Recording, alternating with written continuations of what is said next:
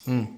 अध्यक्ष माशे पूज्य आज मी तुम्हाला छत्रपती शिवाजी महाराज यांच्या जयंतीनिमित्त 2 शब्द सांगणार आहे. ते तुम्ही शांतचित्तेने ऐकून घ्यावी ही माझी नम्र विनंती.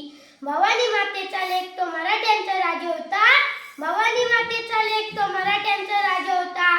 झुकला नाही कोणासमोर, मुघलांचा तो बाप होता. झुकला नाही कोणासमोर, मुघलांचा तो बाप होता. छत्रपती शिवाजी महाराज हे आदर्श आणि महान राजे होते. त्यांचा जन्म 19 फेब्रुवारी 1630 रोजी शिवनेरी किल्ल्यावर झाला. त्यांच्या वडिलांचे नाव शहाजीराजे आणि आईचे नाव जिजाबाई होते.